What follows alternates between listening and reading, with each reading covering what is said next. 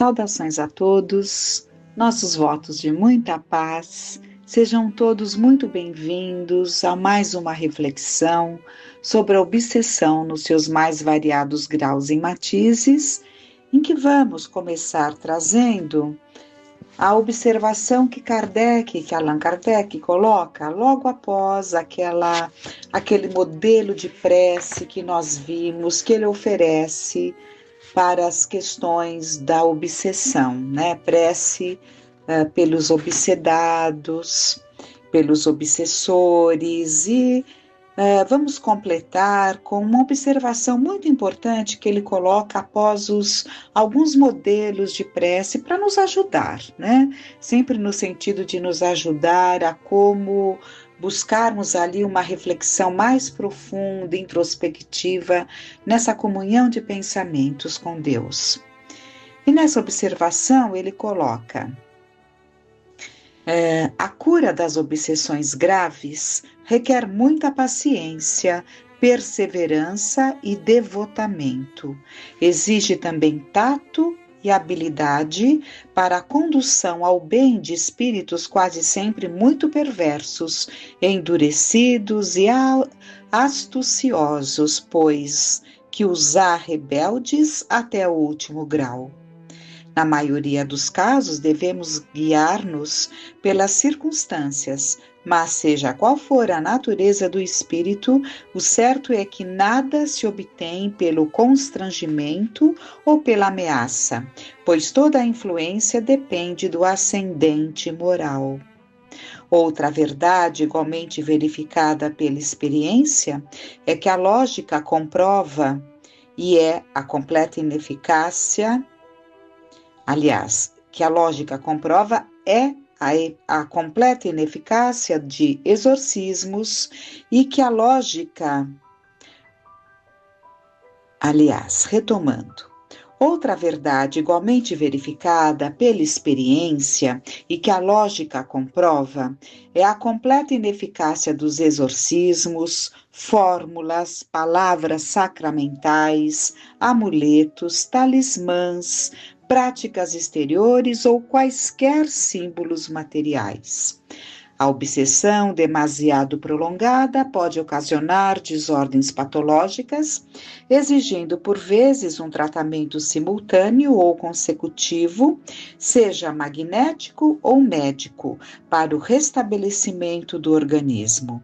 A causa, tendo sido afastada, ainda resta combater os efeitos. Aí ele coloca para olharmos, pesquisarmos no livro dos médiuns, do capítulo 23, sobre a obsessão, e na Revista Espírita de fevereiro de 1864 e abril de 1865, que ele traz lá exemplos, né, de curas de obsessão. Então, nós vemos aqui pontos muito importantes, que a cura das obsessões graves requer paciência. Não existe milagre, porque são situações que já vêm normalmente de longe.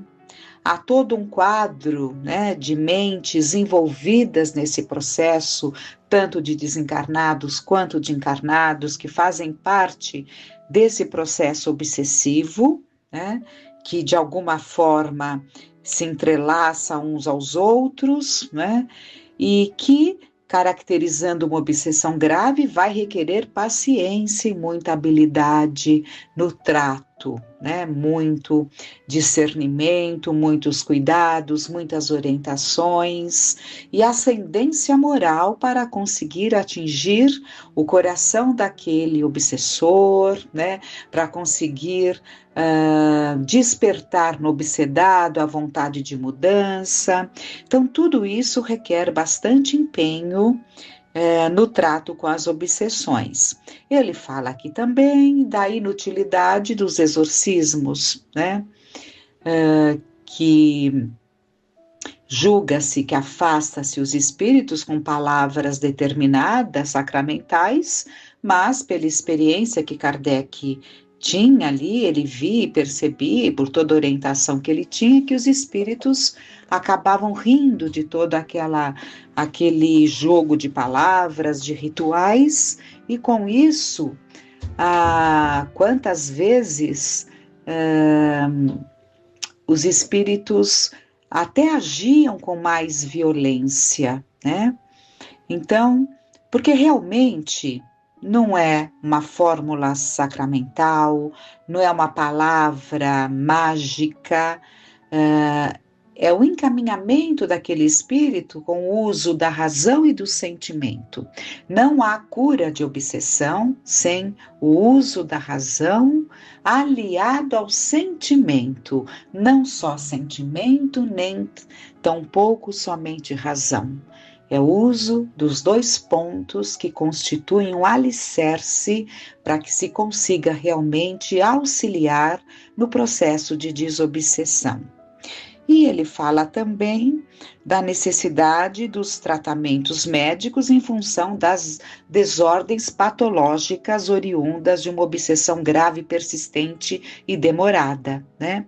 Então, sem dúvida nenhuma, o tratamento psiquiátrico, paralelo ao tratamento, à terapêutica espírita, e quantas vezes com a necessidade também do tratamento psicológico, auxilia muito na cura da obsessão. E dando continuidade, então, nós vamos buscar agora uma página do Espírito Sheila, em que ela intitula Sinais de Alarme, que ela nos diz que há 10 sinais vermelhos no caminho da experiência, indicando queda provável na obsessão quando estamos. Então, há 10 sinais vermelhos no caminho da experiência indicando queda provável na obsessão. O que ela está dizendo com isso? Que há 10 sinais que nos alertam que uma obsessão está prestes a ser instalada. Né? Então, ela vai nos dar 10 pontos que, se não cuidados, não controlados por nós, podem desencadear uma obsessão. Quando entramos na faixa da impaciência, de quando em quando, nós podemos, né? Infelizmente, para nós é natural, né? Não deveria ser, mas infelizmente perdemos a paciência e nem deveríamos falar perder a paciência, porque nós só podemos falar que perdemos aquilo que temos. E se perdemos a paciência é porque não a tínhamos, não é? Então, mas quantas vezes estamos impacientes, nos sentimos impacientes? Se isso for passageiro e tudo ali se aquietar, passou. Mas se nós nos tornarmos pessoas impacientes, se essa impaciência começar a fazer parte da nossa maneira de ser, da nossa personalidade, com certeza se instalará aí uma obsessão. E o ponto vulnerável a ser explorado por aqueles que nos obsediam é a impaciência. Sem falarmos também na auto-obsessão. Nós falamos muito de obsessão e nos esquecemos que muitas vezes não há nem necessidade de obsessor, nós mesmos somos os nossos obsessores, né? E o outro ponto que ela traz é quando acreditamos que a nossa dor é a maior. Isso é muito grave. A nossa dor é a maior de todas as dores. O nosso sofrimento é maior. Deus tem olhar para todos, menos para nós. E assim vai. E entramos na faixa da autopiedade, que é um dos piores sentimentos que possamos agasalhar, porque a autopiedade nos cristaliza. A autopiedade faz de nós pessoas que se sentem coitadas, vítimas de tudo e de todos, e não se percebe, né, que nessas situações estaríamos sendo vítimas de nós mesmos, né? E o terceiro ponto, quando passamos a ver ingratidão nos amigos. Ora, ingratidão pode acontecer sim. Como não? situações de ingratidão. Sofremos, passamos por essas situações. A ingratidão, a incompreensão de um amigo, a ingratidão daquele que tínhamos ali ao nosso lado como um ombro amigo, né? Com certeza podem acontecer situações de ingratidão em relação a nós. Mas quando nós passamos a ver ingratidão nos amigos, aqui não está no amigo, está nos amigos. Então, tudo que nós passamos a generalizar, vendo todos contra nós, todos ingratos, né? O problema está em nós, não está no outro. E isso é porta aberta para uma obsessão, porque as ideias vão se tornando fixas, elas vão criando raízes, né? E em seguida, ela nos traz: quando imaginamos maldade nas atitudes dos companheiros. Então, tudo que nós estamos olhando, e antes não era assim, estamos vendo maldade. É uma palavra que foi falada, vemos o lado maldoso naquilo. É um comportamento ali que faz em relação a nós mesmos, uma colocação, uma atitude, né? Vemos maldade em tudo, né? Então, estejamos atentos. Quando comentamos o lado menos feliz desta ou daquela pessoa, olhem só, uma obsessão pode se instalar quando comentamos o lado menos feliz dessa ou daquela pessoa. Gravíssimo, gravíssimo. Por quê? Porque quando nós passamos a comentar as coisas menos felizes do outro, nós estamos indo por um caminho péssimo. Primeiro que nós estamos já, na medida em que você verbaliza, você já está introjetando em você aquele lado dessa pessoa, né? Que vai passar a tomar um vulto muito grande, porque você vai passar a ver apenas o lado ruim daquela pessoa. Sem falarmos que quando nós estamos falando sobre alguém, nós estamos dando uma ficha, quantas vezes, para aquele interessado em nos obsediar ou obsediar aquele outro. E ele vai compondo ali o seu arquivo de informações que nós mesmos vamos ali passando. né? Quando reclamamos apreço e reconhecimento, então fazemos coisas às vezes até legais, interessantes, mas queremos o apreço do outro, o reconhecimento do outro, o comentário positivo do outro, e assim vai, e as obsessões podem se instalar por essas fraquezas. Quando supomos que o nosso trabalho está sendo excessivo, isso é muito, muito interessante. Porque quantas vezes é possível sim que estejamos tendo que trabalhar além da conta. Porque não sabemos administrar o tempo, né? Porque não sabemos lidar com o tempo, porque nos faltam experiências para dar conta num tempo menor, porque muitas vezes o tempo se estende pela nossa dificuldade, né? E o trabalho vai se tornando excessivo por conta dessas questões. Mas aqui ela se refere ao fato de nós passarmos a nos sentirmos explorados, cansados, né? Extremamente cansados, nos esquecendo que a nossa mente é que está cansada, né? Porque não estamos arejando a nossa mente, dando alimento para a nossa alma, para o nosso espírito, e é claro que a sede e a fome da alma trará vários danos, né? Mas estarmos atentos, então, quando estamos achando o trabalho excessivo, quando começa a ficar tudo muito pesado, o problema não está no trabalho, está em nós. Porque o trabalho, na verdade, é a bênção que Deus nos envia. Quando passamos o dia a exigir esforço sem prestar o mais leve serviço. Então, queremos sim que façam, né? Que se esforcem, mas e a nossa parte? O que temos feito? Quando pretendemos fugir de nós mesmos através da gota do álcool ou da pitada de entorpecente. Então, são as fugas, né? Através do entorpecimento dos nossos sentidos, pelo álcool, por outros componentes, para fugirmos de nós mesmos, porque não estamos mais conseguindo lidar com a vida, com as nossas angústias, com a falta de perspectiva, e escolhemos o pior caminho, que é o da fuga. Quando julgamos que o dever é apenas dos outros, então a nós cabem os direitos, o outro, aos outros os deveres.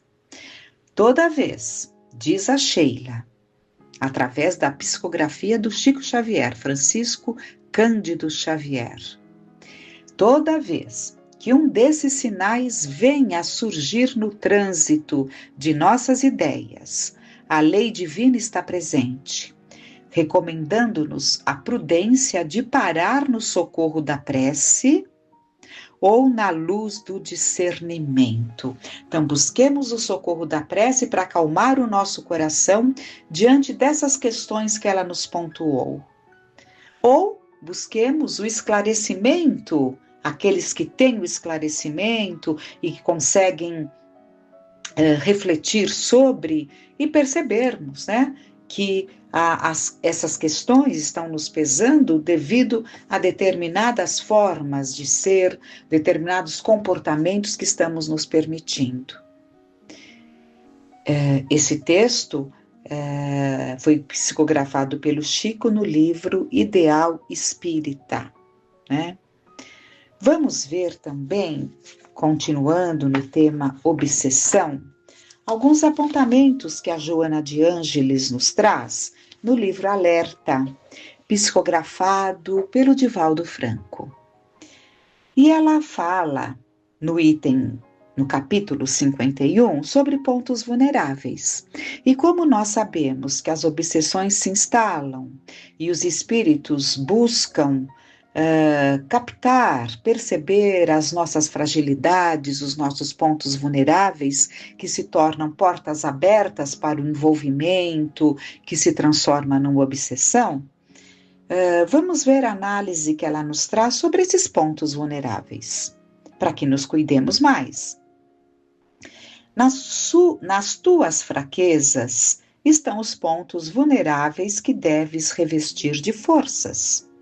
Os pontos vulneráveis representam a resistência de toda a maquinaria, a segurança de cada indivíduo. Inevitavelmente, as tentações se te acercam, ferindo-te a vulnerabilidade no fulcro das tuas deficiências. Se te agradam as sensações mais fortes, sempre as defrontarás, atraentes, envolvendo-te e atormentando-te. Então, aqui já é um alerta para essa vulnerabilidade que carregam aqueles que são afeitos às sensações mais fortes. Então, ele vai estar sempre vendo naquilo que lhe causaria sensações mais fortes uma atração muito grande, né? E passará a ser envolvido e atormentado por aquelas vontades, né, de se entregar àquelas sensações que lhe agradam. Tá aí uma porta perigosa. Continua. Se te espicaçam o interesse, a ganância, a cobiça, respirarás no clima dos onzenários. Então, se somos muito interesseiros, gananciosos, cobiçamos o que é do outro, é claro que nós estaremos respirando no clima desses que assim se comportam, né?